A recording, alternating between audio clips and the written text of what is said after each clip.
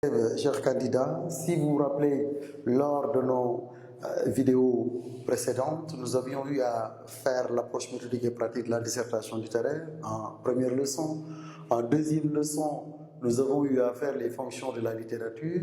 Après les fonctions de la littérature, on a pris un genre littéraire qu'on a eu à développer, c'est-à-dire la poésie avec ses différentes fonctions. Et rappelez-vous les fonctions de la poésie, après avoir défini la poésie comme l'art du langage associé à la versification, visant à exprimer ou à suggérer quelque chose par le biais des combinaisons verbales, là où le rythme, l'harmonie et l'image ont d'autant et parfois plus d'importance que le contenu intelligible lui-même. Et ça, c'était la définition que Robert en avait donnée de la poésie. Après avoir donné la définition de la poésie, chers candidats, nous avions dit que la poésie peut avoir la fonction esthétique, la poésie peut avoir la fonction didactique, la poésie peut avoir la fonction lyrique et la poésie peut avoir la fonction engagement. Et on avait dit que la poésie, les deux principales missions, soit la poésie s'inscrit dans le cadre du non-engagement ou elle s'inscrit dans le cadre de l'engagement. Aujourd'hui, nous allons voir un autre genre littéraire qu'on va appeler le roman. Ok? Le roman.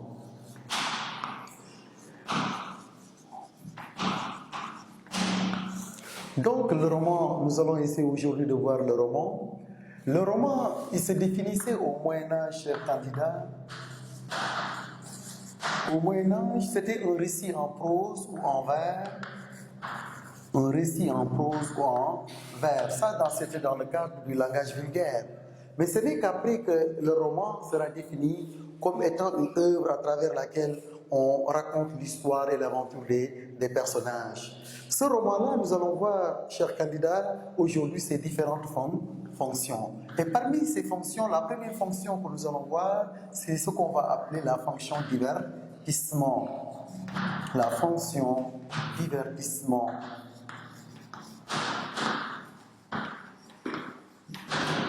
On pourra dire que cette fonction-là est l'une des fonctions les plus importantes véritablement du roman, et sinon la plus importante.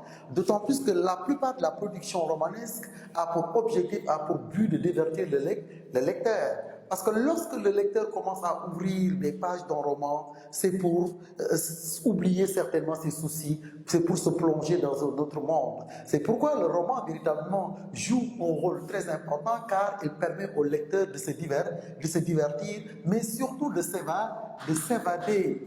D'accord? De s'évader, d'oublier ses soucis. Ça lui permet de faire ce qu'on va appeler un voyage artificiel. Un voyage artificiel qui lui permet d'oublier ses problèmes, ses difficultés. Parce que le lecteur, il est dans une société, il évolue dans une société. Il peut véritablement avoir des problèmes sociaux, des problèmes économiques, des problèmes culturels. Mais lorsqu'il lit un roman, il commence véritablement à s'évader, il commence à aller dans une sublimation qui lui permet véritablement de pouvoir oublier ses soucis. Donc le roman, c'est un moyen d'évasion. Le roman a une fonction thérapeutique. Elle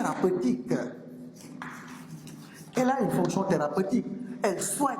Le roman peut participer véritablement à soigner des maux que nous vivons, des maux tels que l'angoisse, des maux tels que la solitude, d'accord, des maux tels que le traumatisme. Tout cela, le roman peut participer véritablement à le soigner, parce qu'en réalité, il fait oublier le lecteur ses problèmes, ses soucis. C'est pourquoi la plupart de la production romanesque, c'est une production véritablement qui est une production qui participe à faire voyager le lecteur, de lui faire oublier ses soucis, de lui faire oublier ses ennuis et ses propres problèmes. C'est pourquoi un écrivain du nom de Kleber Heidels dira,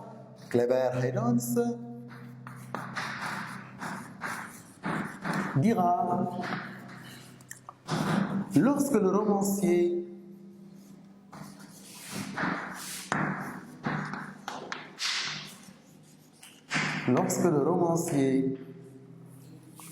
laisse imprimer le mot roman sur la couverture de son livre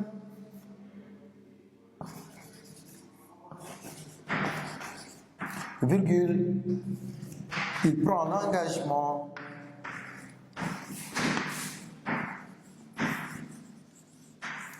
de distraire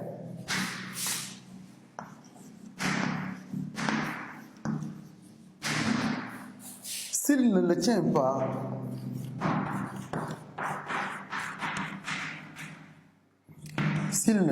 pas, s'il s'invite à penser ou rêver, il est philosophe,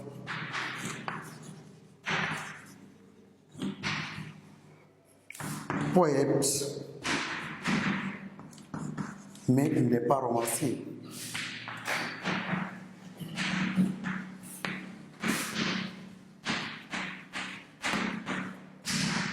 Donc voilà ce que Kleber Haydn dira, que lorsque le romancier laisse imprimer le mot roman sur la couverture de son livre, il prend l'engagement de distraire. S'il ne le tient pas, s'il s'invite à penser ou rêver, il est philosophe, poète, mais il n'est pas romancier. Ça signifie quoi? Ça signifie pour Kleber Haydn, l'objectif du romancier, la mission première du romancier, c'est de distraire.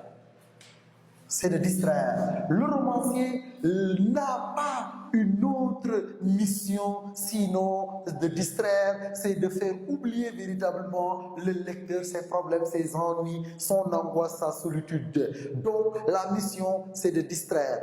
Mais non, s'il ne fait pas autre chose, s'il ne distrait pas, il se met à faire penser ou rêver. À partir de ce moment, il n'est pas romancier, il est philosophe ou poète. Donc pour dire seulement que l'engagement premier d'un romancier selon Kleber Haydn, c'est l'engagement lié à la distraction, c'est-à-dire au mot divertissement. C'est pourquoi Guy Descartes, un autre écrivain du nom de Guy Descartes, lui aussi va s'inscrire dans cette même dynamique que Kleber Haydn. Donc, après avoir vu la citation de Kleber Haydn, qui dit que lorsque le romancier laisse imprimer le mot roman sur la couverture de son livre, il prend l'engagement de distraire. S'il ne le tient pas, s'il s'invite à penser ou rêver, il est philosophe, poète, mais il n'est pas romancier. Guy Descartes, lui aussi également, va s'inscrire dans cette même dynamique, parce que pour Guy Descartes, le roman, pour Guy Descartes, le roman n'a pas à délivrer des messages.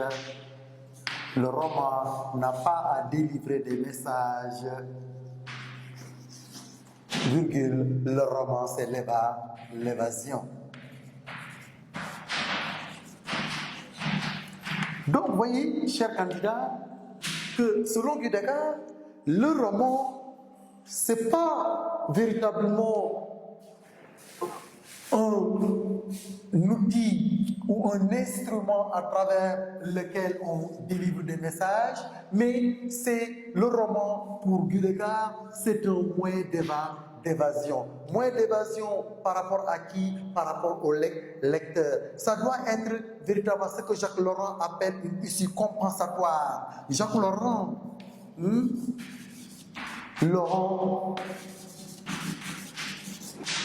parlera d'issue compensatoire, c'est-à-dire au moins de voyager, au moins de s'évader, de se sublimer. C'est pourquoi, si nous regardons ce que Jacques Laurent dira, l'existence d'un roman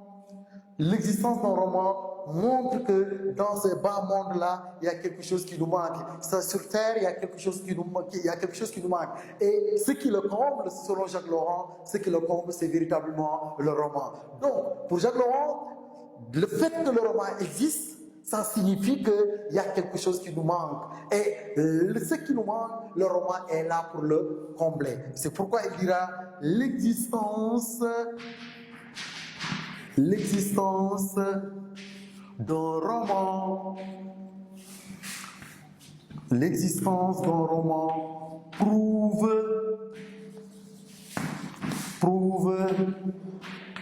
qu'il nous manque quelque chose sur cette terre. Quelque chose sur cette terre. Et le roman comble ce manque.